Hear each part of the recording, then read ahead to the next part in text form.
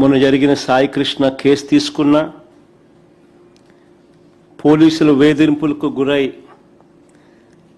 క్రాంతి కుమార్ అనే అబ్బాయి ఏకంగా వీడియో చేసి మరణ వాంగ్మూలం ఇచ్చి ఆత్మహత్య చేసుకున్న ఘటన అయినా సరే, కర్నూలు జిల్లాలో లాకప్ డెత్కు గురైన దళిత మహిళ గంగమ్మ కేసు తీసుకున్న, తెనాలిలో తిరుపతమ్మ కేసు తీసుకున్న, శ్రీకాకుళంలో సంతకవిటికి చెందిన కళావతి కేసు తీసుకున్న, రాష్ట్రంలో నెలకొని ఉన్న భయానక వాతావరణానికి ఇవన్నీ కూడా అద్దం పడతాయి. దిగజారిపోయి ఉన్న చట్టం, పోలీస్ వ్యవస్థకి ఇవన్నీ కూడా అద్దం పడతాయి. కస్టడీలోకి తీసుకొని ఒక మనిషిని దారుణంగా కొట్టి చంపి కుట్రపూరితంగా సీసీ ఫుటేజ్ను సైతం మాయం చేసి చివరికి శవం కూడా కనపడకుండా మాయం చేసి ఆ శవం ఎక్కడుందో, ఏం చేశారో, ఏమైందో కనీసం కుటుంబ సభ్యులకు బూడిద కూడా ఇవ్వని అత్యంత అమానవీయ పాశవిక ఘటన జరిగి, ఈ ఘటన కూడా ఎక్కడ జరిగింది? So called state head quarters. అంటే చంద్రబాబు నాయుడు గారి ఇంటికి ఆమడ దూరంలో.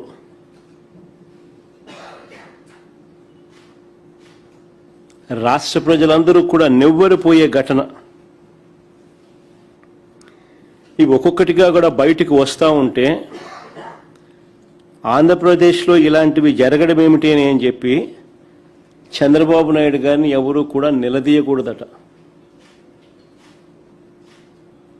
ఇలాంటి ఘటనలు మనకు కనిపిస్తూ ఉన్నా, మన కళ్ళు ఎదుటే జరుగుతూ ఉన్నా, సాక్షాత్తు విజయవాడలోనే స్టేట్ హెడ్ క్వార్టర్స్లోనే ఇవన్నీ కూడా జరుగుతూ ఉన్నా కూడా చంద్రబాబు నాయుడు గారిని ఎవరూ కూడా నిలదీయకూడదట.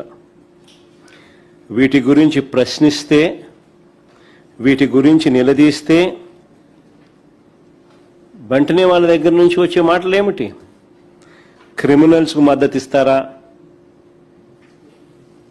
అంటూ తాను ఎదురుదాడి చేయడమే కాకుండా తనకు తానా తందానా అనే ఎల్లో మీడియాతో కూడా ఇదే మాదిరిగానే రాతలు రాయి చేస్తారు. Character assassination.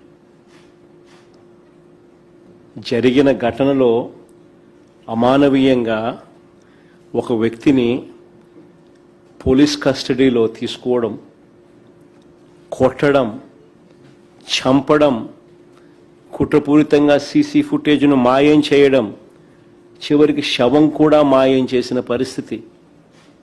చివరికి ఆ తల్లికి కనీసం బూడిద కూడా ఇవ్వని అత్యంత అమానవీయ పరిస్థితుల మధ్య.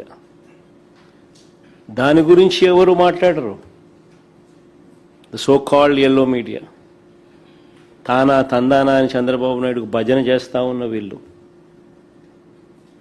మాట్లాడే మాటలు ఏమిటి? రౌడీ షీటర్కు మీరు సపోర్ట్ చేస్తారా అని ఇలాంటి మాటలు. నిజంగా ఈ టాపిక్ కూడా డైవర్ట్ చేయడానికి, ఆశ్చర్యకరంగా ఈ టాపిక్ డైవర్ట్ చేయడానికి చంద్రబాబు నాయుడు గారి పార్ట్నర్ కూడా, ఆయన కూడా ఒక సైడ్ క్యారెక్టర్ మాదిరిగానే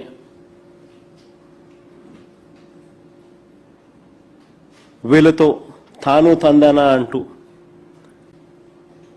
పొలిటికల్ డ్రామాలో ఈరోజు అందరూ చేస్తూ ఉన్న పరిస్థితులు. నేను చంద్రబాబు నాయుడు గారిని, ఆయన పార్ట్నర్ గారిని ఇద్దరిని సూటిగా ప్రశ్నిస్తూ ఉన్నా. ఈ రాష్ట్రంలో చట్టం, న్యాయం లేదని, కోర్టులతో తమకు పని లేదని, తమకు ఏది అనిపిస్తే అది చేస్తామని తమ చేతిలో ఉన్న కొంతమంది పోలీసులతో తామే శిక్షలు వేస్తామని, దొంగ కేసులు పెడతామని, చంపుతామని, బూడిద కూడా ఇవ్వమని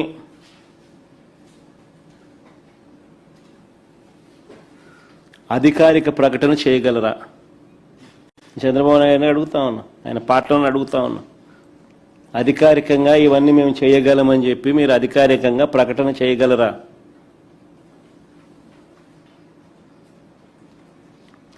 మీరు మాట్లాడుతూ ఉన్న మాటలకు అర్థం ఇదే.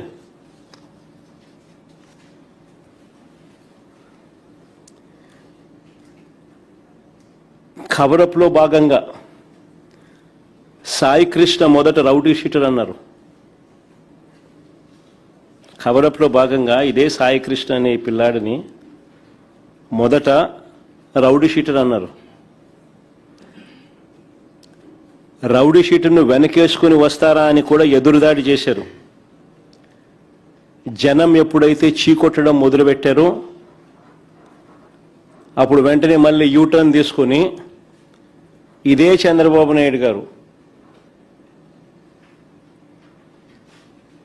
తన మనుషుల చేత ఆ కుటుంబ సభ్యుల దగ్గరికి పంపించి చివరికి ఇదే సాయి కృష్ణ కుటుంబాన్ని తాను పిలిపించుకొని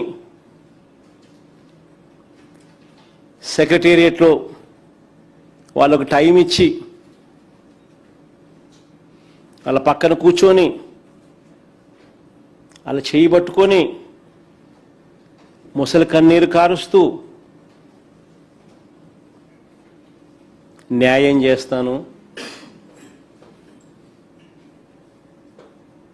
అని ఇదే చంద్రబాబు నాయుడు మళ్ళీ యూటర్న్ తీసుకొని ఇవే మాటలు.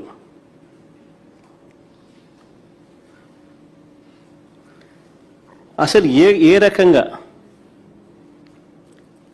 ఏకంగా 40 రోజుల పాటు ఇది బయటికి రాకుండా తొక్కిపెట్టిన ఈ కేసుపై యావత్ దేశమంతా కూడా దిగ్భ్రాంతికి గురైతే 40 రోజుల పాటు, ఇన్ఫ్యాక్ట్ మేము పోయి 40 కూడా కాదు, దాదాపు 46 రోజులు నేను పోయిన తర్వాతనే పోయిన 4 రోజులకు అరెస్టులు, 46 రోజులు దీన్ని కేసును తొక్కిపెట్టి ఈ కేసుపై యావత్ రాష్ట్రమే కాదు దేశమంతా కూడా దిగ్భ్రాంతికి గురైతే అసలు ఏం జరిగిందో, చట్ట ప్రకారం ఎంతమంది మీద, ఎంతమంది పెద్దల మీద ఎలాంటి చర్యలు తీసుకున్నారో చెప్పాల్సిన బాధ్యత ముఖ్యమంత్రి మీద లేదా అని అడుగుతా ఉన్నా.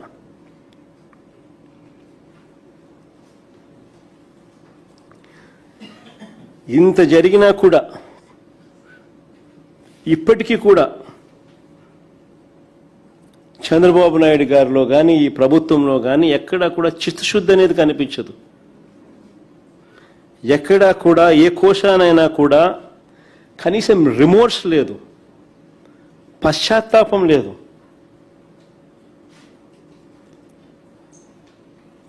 సాయి కృష్ణ రిమాండ్ రిపోర్ట్ ఒకసారి చూస్తే, ఈ సాయి కృష్ణ రిమాండ్ రిపోర్ట్ ఒకసారి చూస్తే వీళ్ళు చేస్తా ఉన్న దర్యాప్తు తీరును ఒకసారి గమనిస్తే కేసును వీక్ చేసేందుకు పై వాళ్ళను ఎలా కాపాడుతున్నారో చాలా స్పష్టంగా కూడా కనిపిస్తాయి ఆధారాలతో సహా.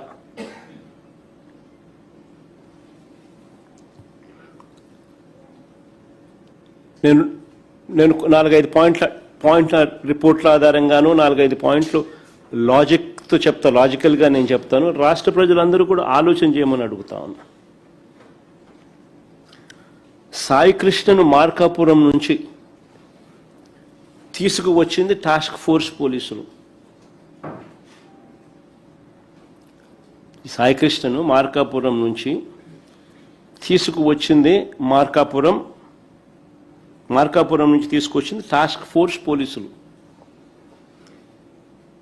వాళ్ళ రిమాండ్ రిపోర్ట్లోనే ఇది రాశారు, ఇది చెప్పారు. వాళ్ళు కృష్ణలంక పోలీస్ స్టేషన్కి ఈ మనిషిని అప్పగించిన తర్వాత, అంటే సాయి కృష్ణని అప్పగించిన తర్వాత అక్నాలెడ్జ్మెంట్ కూడా తీసుకున్నారని కూడా రిమాండ్ రిపోర్ట్లో వాళ్ళు చెప్పారు. మరి టాస్క్ ఫోర్స్ పనిచేసేది పోలీస్ కమిషనర్ కింద కాదా?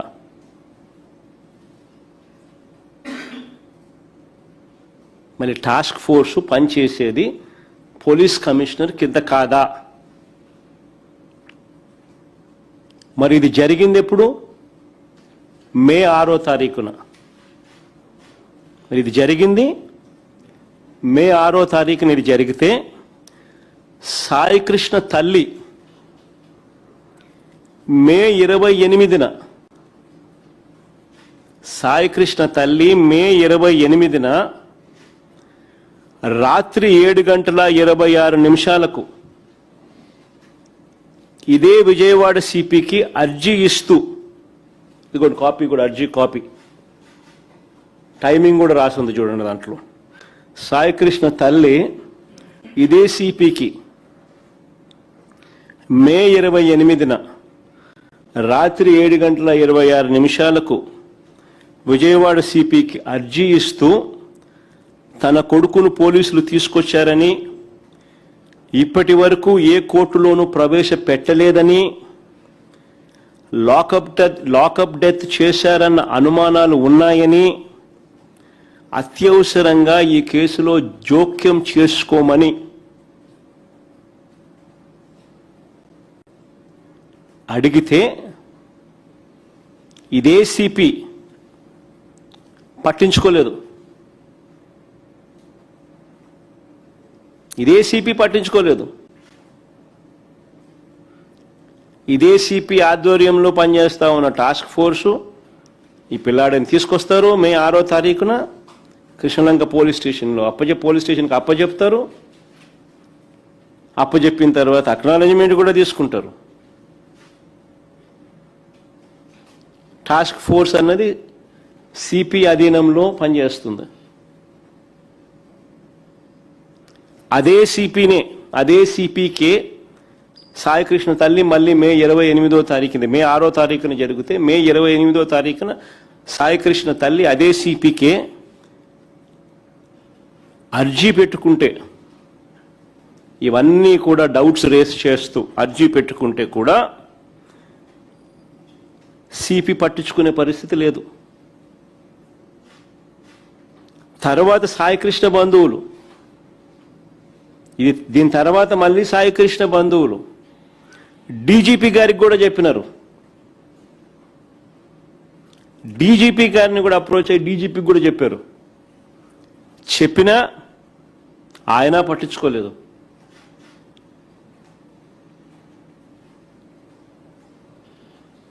మరి రాష్ట్రంలో వ్యవస్థలు కుప్పకూలిపోయాయి అని చెప్పడానికి ఇవన్నీ నిదర్శనాలు కావా?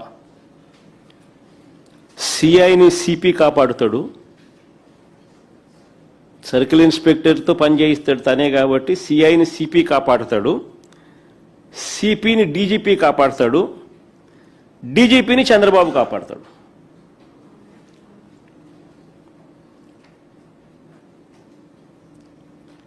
ఇవన్నీ రాష్ట్రంలో కనిపిస్తా ఉన్నా, మన కళ్ళ ఎదుటే కనిపిస్తా ఉన్న సాక్ష్యాలు. కుప్పకూలిన పోలీస్ వ్యవస్థ, దిగజారిపోయిన పోలీస్ వ్యవస్థకు అద్దం పడతా ఉన్నాయి. మరో ఘటన దీనికి కనెక్టెడే, దీనికి రిలేటెడే. మరో ఘటన, దళిత యువకుడు క్రాంతి కుమార్ వీడియో. దళిత యువకుడు క్రాంతి కుమార్ మరణ వాంగ్మూలం ఇస్తూ సోషల్ మీడియాలో తాను మాట్లాడి ఆత్మహత్య చేసుకున్న వీడియో వైరల్ అవుతా ఉంది.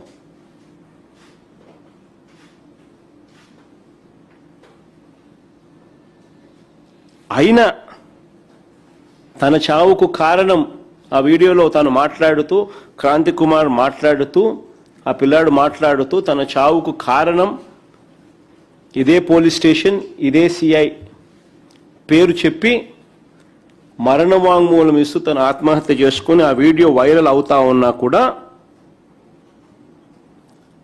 ఇదే సిపి పరిధిలోకే వస్తుంది. ఇదే సిపి పరిధి. ఏం చేస్తున్నాడు? ఏం చేయరు.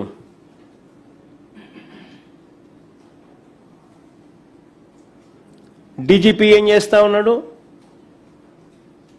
ఏం చేయడు.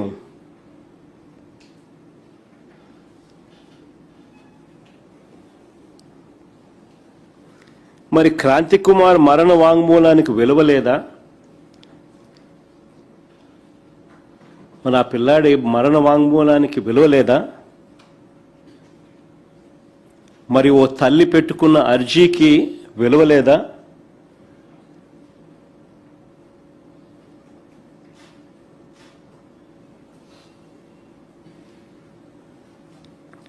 తన కొడుకు కోసం సాయికృష్ణ తల్లి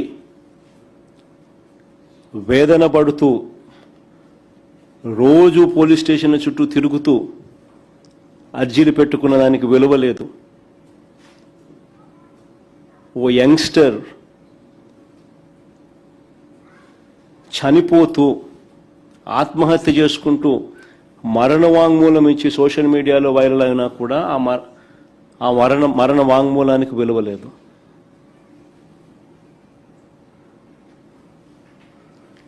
నేరాన్ని కప్పిపెట్టి నిందితుల్ని ప్రోత్సహించిన ఇదే సిపిని నేరాన్ని కప్పిపెట్టి 46 రోజులు పట్టింది. జగన్ పోతే కానీ, జగన్ పోయిన 4 రోజులకు కానీ అరెస్టులు కాల.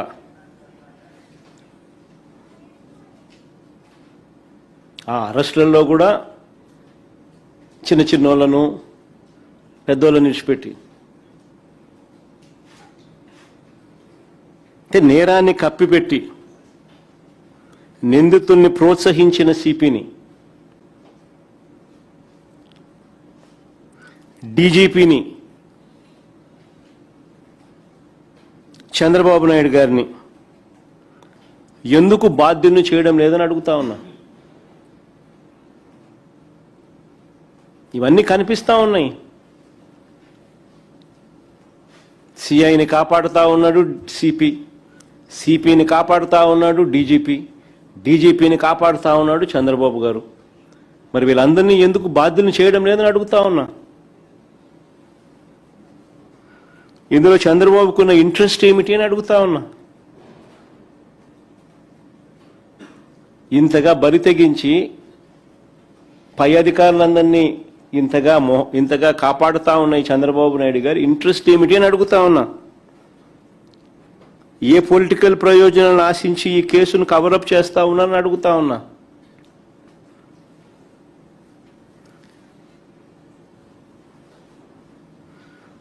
ఎప్పుడు ఈ ఘటనలు జరిగాయి, ఎన్ని రోజుల తర్వాత తప్పనిసరి పరిస్థితుల్లో వీళ్ళు రియాక్ట్ కాక తప్పలేదు.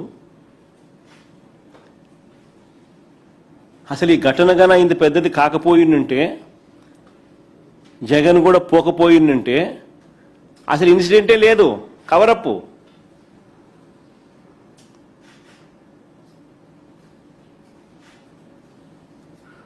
సాయికృష్ణ ఇన్సిడెంటు లేదు, ఆ తల్లి ఆవేదన ఇన్సిడెంటు ఉండదు.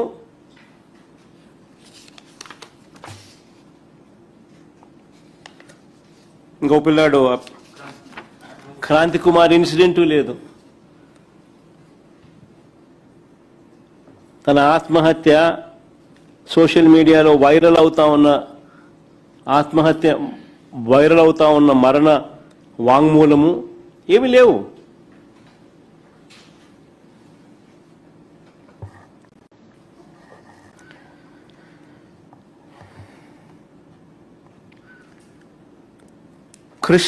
కృష్ణలంక పోలీస్ స్టేషన్లో ఇది ఇంకా ఆశ్చర్యం.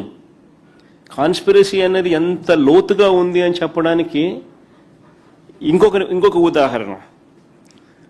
కృష్ణలంక పోలీస్ స్టేషన్లో వీళ్ళు ఫైల్ చేసిన రిమాండ్ రిపోర్ట్లో వీళ్ళు రాసుకొచ్చినారు, మే 1వ తారీఖు నుంచి జూన్ 1వ తారీఖు వరకు వీడియో క్లిప్పింగ్ లేదంట, వీడియో ఫుటేజ్ లేదంట అని వాళ్ళ మొదట ఫైల్ చేసిన రిమాండ్ రిపోర్ట్లో రాసినారు.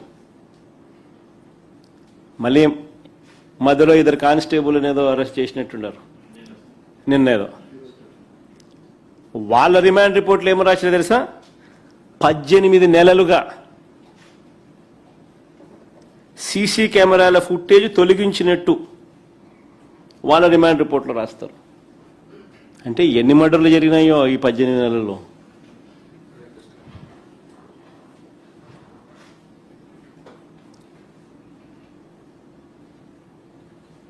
పద్దెనిమిది నెలలుగా లేదంట. ఇది ఎలా సాధ్యమని అడుగుతా ఉన్నాను. ఇక విజయవాడ ఈ so called state head quarters. So called state head క్వార్టర్స్లో డీజీపీ ఆఫీస్ ఇక్కడే, సిపి ఆఫీస్ ఇక్కడే, చంద్రబాబు నాయుడు ఉండేది ఇక్కడే, హోమ్ మినిస్టర్ ఆఫీస్ ఇక్కడే. వీళ్ళందరి కళ్ళ ముందే ఏ రకంగా నీకు పోలీస్ స్టేషన్లో సీసీ ఫుటేజ్ లేకుండా ఎట్టబోతుంది?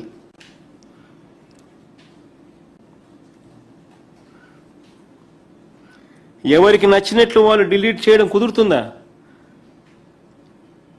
ఎవరికి నచ్చినట్టుగా వాళ్ళు డిలీట్ చేసుకుంటూ పోవడం కుదురుతుందా? మరి ఎందుకు పెట్టడం? ఎందుకు మీ ఇష్టమైనట్టు మీరు డిలీట్ చేసుకుంటా ఉన్నప్పుడు? మరి సుప్రీంకోర్టు జడ్జిమెంట్లు ఎందుకు? హైకోర్టు జడ్జిమెంట్లు ఎందుకు?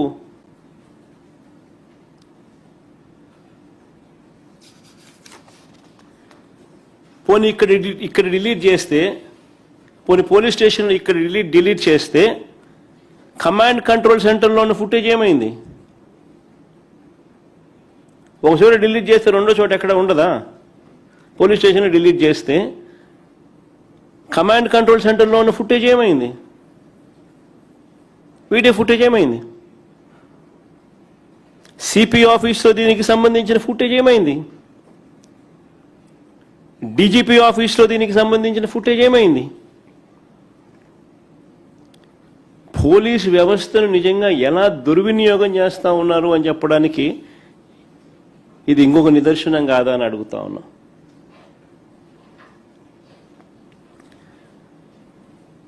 ఇక్కడ నుంచి ఇంకొక అడుగు ముందుకేద్దాం. స్టేషన్లో ఫుటేజ్ లేదంటున్నారు.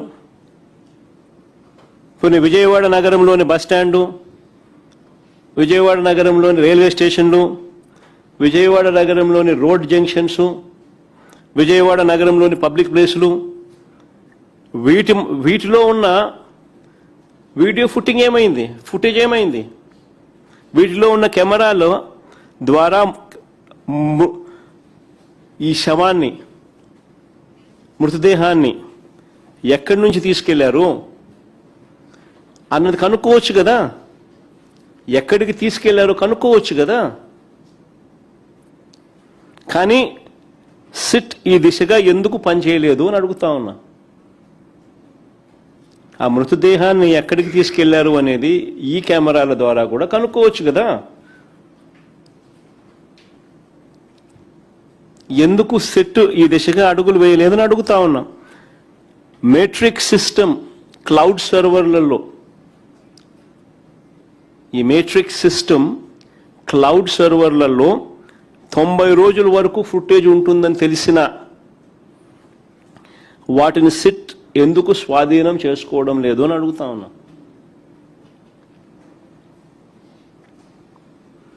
ఇంకా ఒక అడుగు ముందుకు ఏమంటారా? ఇంకా ఆశ్చర్యం కలిగిస్తాయి. సిఐతో పాటు సంబంధిత పోలీస్ బాసులు ఫోన్లు, మెసేజ్లు, కాల్ రికార్డులు, ఎలక్ట్రానిక్ కమ్యూనికేషన్స్ ఇవి పరిశీలించే కార్యక్రమం ఎవరైనా చేయాలనా లేదా? ఎందుకు చేయలేదని అడుగుతా ఉన్నా. ఆశ్చర్యం ఏమిటో తెలుసా? ఆ కానిస్టేబుల్ రిమాండ్ రిపోర్ట్లో వాళ్ళు ఫోన్లు నాగ్పూర్లో అమ్మినారంట.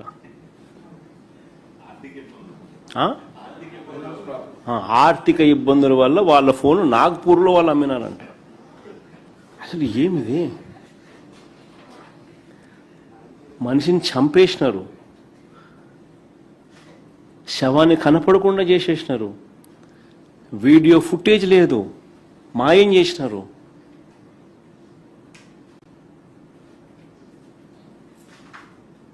ఫోన్లు నాగపూర్లో అమ్మినారంట. నిజంగా ఈ ఘటన ఎలాంటి ఘటన అంటే నిజంగా ఎంటికలు లేస్తూనే పడతాయి. అంటే ఒక సామాన్యుడి పరిస్థితి ఏమిటి అసలు ఈ విజయవాడలో హెడ్ క్వార్టర్స్లో? ఇది మాదిరిగా సామాన్యుని పరిస్థితి హెడ్ క్వార్టర్స్లోనే ఈ మాదిరిగా ఉంటే ఇంకా రాష్ట్రంలో ఇంకా మారుమూల ప్రాంతాల్లో పరిస్థితి ఎలా ఉంది? హ్యూమన్ రైట్స్ అనేటికి ఎక్కడన్నా వాల్యూ ఉందా?